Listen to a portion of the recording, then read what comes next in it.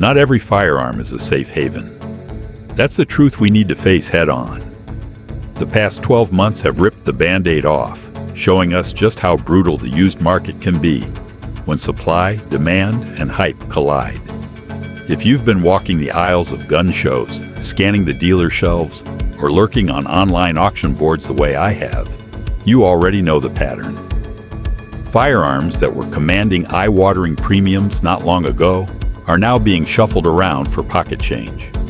The floor didn't just sink, it collapsed. And here's the kicker. We're not talking about some obscure bolt gun from the 70s or a forgotten European import.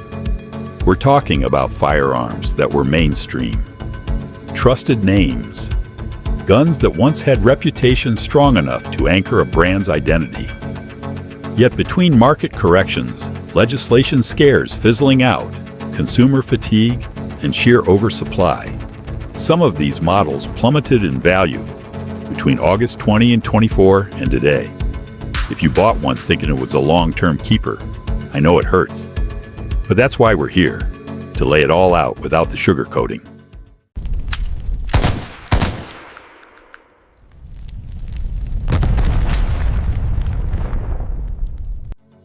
Let's kick things off with the Remington 7600. There was a time when that pump-action rifle carried a quiet mystique, especially for hunters across the Northeast. It didn't roar with the lever-action romance or slap steel with the rapid fire of a semi-auto. Instead, it found its niche with hunters who valued its heritage and utility. But 2024 didn't show mercy. Semi-autos crashed in price, bolt actions evolved with slick features, and the market pivoted fast. The 7600 got left standing in no man's land. Too slow for tactical shooters, too old school for the next wave of hunters, and far too common to ever become collectible. Older owners cashed out, flooding the racks. Within months, resale prices dropped like a stone. Reliable? Sure. Respected? Maybe. But valuable? Not anymore. Then we come to the Marlin 1895, and this one stings. When the 4570 hype peaked, big bore lever actions like this had their moment in the sun. People lined up to ride the wave, fueled by cowboy nostalgia and the thump of heavy lead. Marlin's name still held prestige, even as ownership shifted hands. But then came the cracks, literally. Quality control issues slipped in, eroding confidence at the worst possible time. Ruger's takeover added both hope and chaos. Some rifles got better, but others just added confusion, muddying the product line. Buyers got cautious. Prices slid. And let's be honest, most who bought in never really needed a sledgehammer of a rifle in the first place. The excitement faded. So did the resale value. Today, you can snag a used 1895 for way less than it fetched during the boom. Next up is the Savage Axis. It was never supposed to be flashy, just functional. A starter rifle for hunters on a budget. And for a while, it delivered exactly that. Then came the tidal wave of production.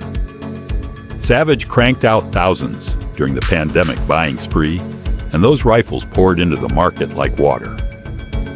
Fast forward to late 2024, and you couldn't swing a cleaning rod at a gun show without hitting 3-axis rifles stacked up on the rack.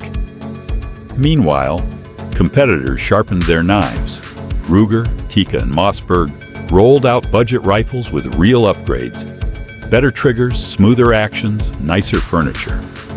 Suddenly, the Axis looked like yesterday's news. The resale market treated it exactly that way. A placeholder rifle, nothing more. Buy one cheap today, but don't expect to cash out down the road. And now, let's talk about the Ruger P95. This thing was built like a tank. Tough, affordable, and dependable. For years, it was the budget king of the 9mm world. But times change. The pistol market evolved at lightning speed. Striker-fired polymers took the throne, with optics-ready slides, modular grips, and ergonomics sculpted for modern hands. The P95, with its hammer-fired bulk and dated design, simply couldn't keep up. Ruger moved on. So did the shooters. What followed was a flood of trade-ins, all hitting the secondary market at once.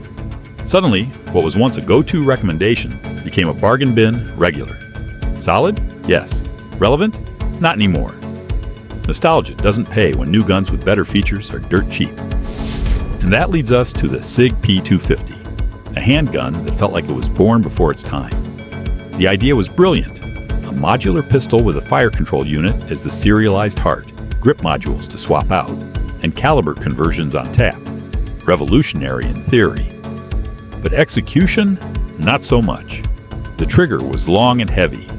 The ergonomics weren't universal. The takedown process was more hassle than buyers wanted. It felt like a beta test for something bigger. And that something bigger arrived. The Sig P320. With its crisp trigger, optics-ready frames, and polished design, it eclipsed the P250 instantly. The market reacted like a switch had been flipped. Trade-in surged. Resale tanked. Today, the P250 sits in purgatory. Not collectible, not competitive, just stuck.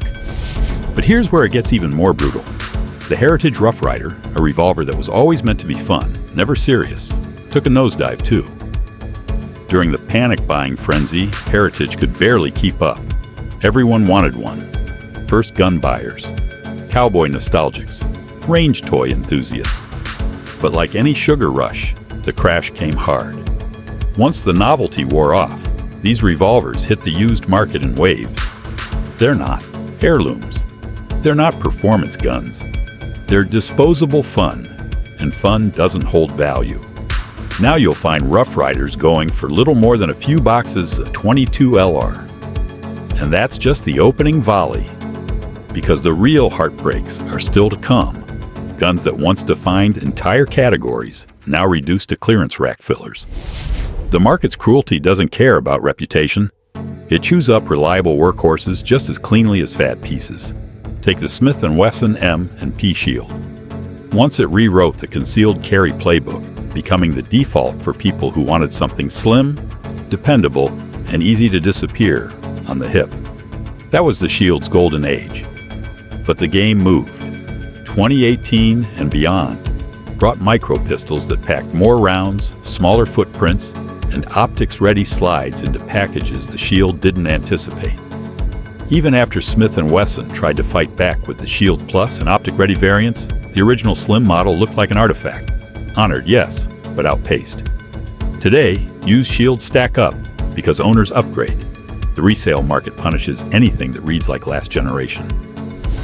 Then there's the Ruger AR-556, once the economy entry into the modern sporting rifle world. It did exactly what it promised. Affordable access, predictable performance, and a familiar badge on the lower receiver. But AR buyers have become discerning. Politics ebb and flow, and when the panic that drove mass buying subsided, the glut of budget ARs hit resale boards at the same time. Other manufacturers were adding real features for pocket change more. Free float handguards, match-grade triggers, and ambidextrous controls moved from nice-to-have to baseline. Ruger's bargain rifle suddenly felt vanilla. Oversupply plus feature creep equals price collapse. If you're counting on the AR market to hold your investment, think again. Novelty models suffer the worst humiliation. The Taurus Judge promised a do-everything revolver. 45 Colt and 410 shot capability in the same cylinder. It sounded almost mythical on paper. On the range, it was a different story, compromise after compromise. 410 shells don't substitute for a real shotgun round in defensive situations, and 45 Colt out of a short-barreled wheel gun isn't exactly match grade. As revolver interest waned in 2025, niche oddities like the Judge flooded pawn counters. Novelty is a poor armor against mass depreciation. Bolt guns that don't evolve get ignored. The Mossberg Patriot promised a simple, honest hunting rifle at a fair price. It did the job, but modern buyers started expecting threaded muzzles, adjustable stocks, and tunable triggers, even on entry-level guns. Competitors answered that demand while the Patriot stayed static. When a flood of pandemic-era buys hit the secondary market, the Patriot's resale took a hit. Buyers opt for the rifle with the bells and whistles, even if it costs a little more up front. Gimmicks age faster than you think. The Kel-Tech Sub2000 sold because of its folding packable charm. A backpackable 9mm rifle that accepts common pistol magazines? Cool concept. Cool doesn't always translate to long-term value. Ergonomics, trigger feel, and accessory support matter. When compact pistol caliber carbines from other makers arrived with better rails, improved triggers, and native optics mounting, the Sub2000 looked like yesterday's novelty and got priced accordingly. Finally, consider the FN-FNS9. FN built a solid striker-fired pistol here, but then released the FN-509 with optics-ready slides and more modern textures. Agencies and shooters migrated. Left behind were perfectly functional FNS9 pistols clogging trade-in lists. Good guns can still become irrelevant in a market that prizes constant, incremental improvement. This is a brutal market lesson. Reliability and name recognition aren't guarantees of future value. Sometimes evolution is the only protection. Sometimes timing is all that separates a collectible from a clearance rack. The past year has been a masterclass in how quickly the firearms market can turn on its own champions. Every gun we've talked about, the Remington 7600, Marlin 1895, Savage Axis, Ruger P95, Sig P250, Heritage Rough Rider, Smith & Wesson Shield, Ruger AR-556, Taurus Judge, Mossberg Patriot, Kel-Tech Sub2000, and FNS9 shows a truth too many folks forget. The gun world doesn't forgive stagnation. It doesn't reward overproduction. And it doesn't care if your piece used to be the king of the hill. Think about it. The Remington 7600 wasn't suddenly unreliable. The Marlin 1895 didn't forget how to hammer a target with heavy lead. The Shield didn't stop being concealed carry friendly. What happened is simpler and more brutal. The buying crowd moved on. Features changed. Expectations shifted. Competition innovated. And once that shift happened, those guns, still solid in their own right, got pushed to the back of the rack with discount tags swinging from their trigger guards. This isn't just about dollars, it's about identity. Gun owners form attachments. The Ruger P95? For some folks, that was their very first centerfire pistol. The Heritage Rough Rider? For countless shooters, that was their first taste of cowboy steel. These weren't just purchases, they were milestones. Which makes watching the resale collapse sting even harder. You're not just watching money disappear, you're watching part of your own gun story get downgraded. But here's the hidden blessing. Crashes create opportunities. When the market loses its appetite for certain models, savvy shooters can scoop up reliable hardware for pennies on the dollar. That Savage Axis may not win a design award, but in the hands of a hunter who knows their land, it'll still put venison in the freezer every fall. That Ruger AR-556 may not impress a competition shooter, but it'll still protect a homestead as faithfully as ever. The value crash hurts sellers, but it opens doors for buyers who see through the market noise. It also reveals the deeper truth. The firearms market is one of the most emotional markets in America. Politics, fear, nostalgia, and hype all swing the pendulum as much as real performance.